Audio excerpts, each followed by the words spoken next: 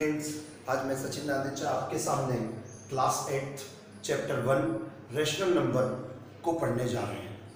Rational number जो chapter है, इसको पढ़ने के पहले सबसे पहले तो हम ये समझें कि रेशनल नंबर है क्या। रेशनल नंबर क्या है बच्चों, तो आइए समझिए।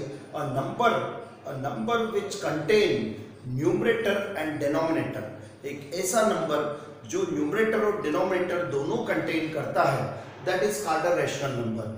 For example, here 7/8 is a rational number. Why 7/8 is a rational number? Because it contains numerator and denominator both. So it is called a rational number. Here 7 is the numerator and 8 is the denominator.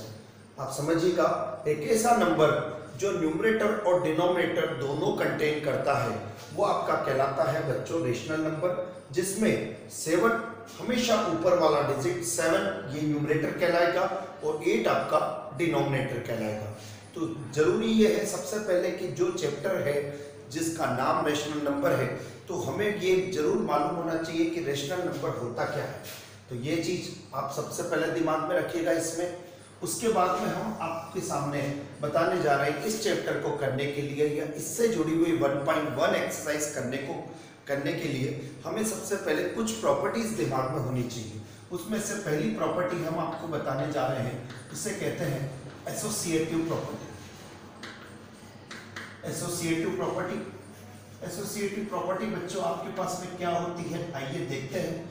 Associative property को just अगर हम example लेके बताएं तो होती है A into B into C, A multiply by B multiply by C, ये equal होगा बच्चों A multiply by B multiply by C।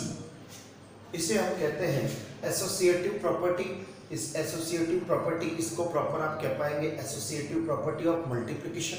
इसी में अगर हम बात करें, अगर इसे एडिशन में लेना चाहें तो भी हम कर सकते हैं A प्लस बी प्लस सी, और यहाँ पर आप कर देंगे A प्लस बी और प्लस सी, इसका अलग रह जाएगा। तो ये प्रॉपर्टी आपकी कहलाती है एसोसिएटिव प्रॉपर्टी ऑफ एडिशन। इस तरह से हम कोई भी क्वेश्चन हो उसको बड़े आसानी से ले सकते हैं और कर सकते हैं।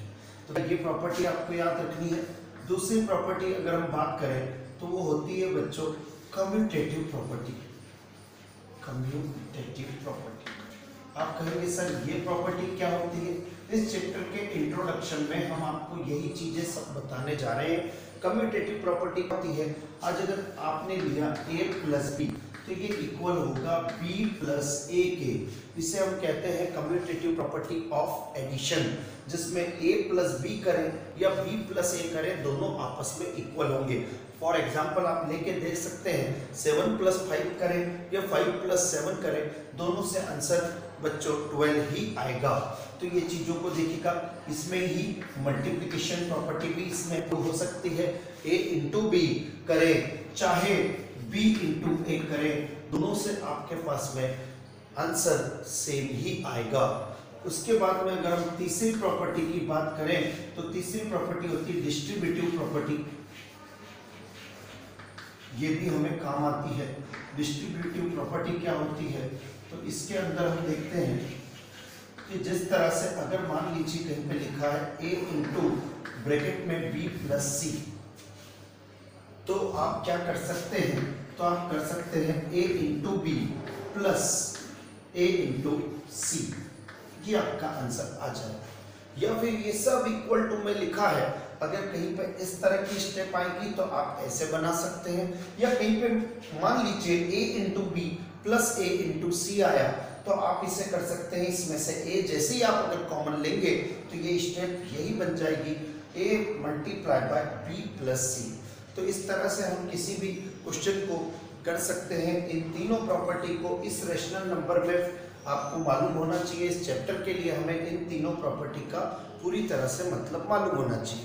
आइए इससे जुड़ा हुआ अगर हम 1.1 का कोई क्वेश्चन करके अगर आपको बताएंगे तो आपको वो चीज़ और क्लियर हो जाएगी, जिसे हम आसानी से बता पाएंगे।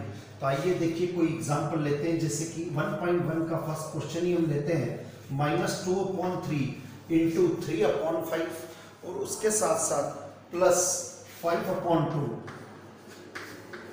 -3/5 इंटू 1/6 ये आपको क्वेश्चन दिया है। और आपको एक क्वेश्चन देने के बाद में इसमें भी यही कहा है कि यूजिंग प्रॉपर्टी का यूज करते हुए इस क्वेश्चन को करके बताइए।